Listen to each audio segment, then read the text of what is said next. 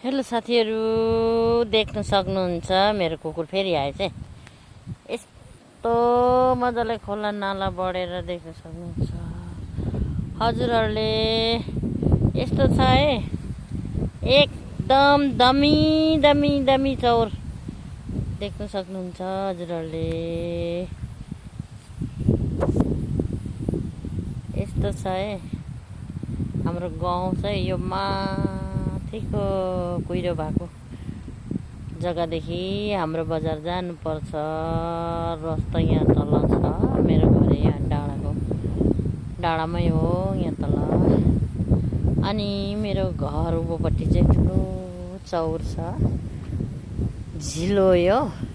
तर अहिले त नाला खनेर सबै झिल नालामा जान्छ पानी चाहिँ हो। त्यो भएर यो चाहिँ पहिलाको जमानामा पोखरी थियो अरे। हामी नजन्मी पहिला हाम्रो मम्मीहरू आउँदा चाहिँ पानी नै जमिरहेको थियो अरे, फुटेर गएको अरे। यहाँ दुईवटा सर्प निकालेर खाइदिएर नागाहरूले भन्छ स्टोरीमा दिएको किहरूले हो। त्यो भएर यहाँ माथि हिमाल चुचुरी चाहिँ यहाँ माथि यति अग्लो डाँडा छ।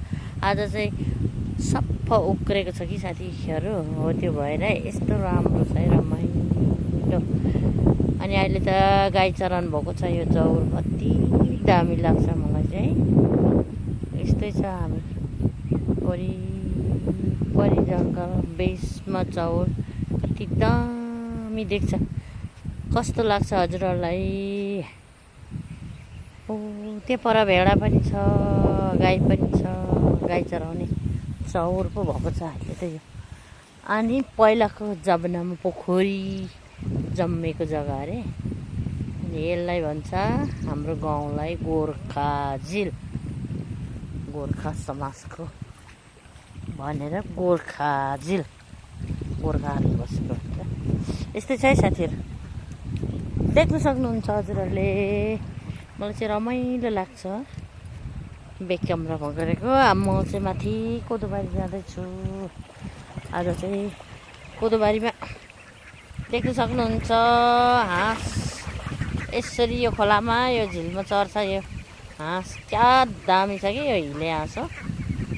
हेर्नु न, मेरै पनि छ यहाँ, क्या दामी देख्यो कि।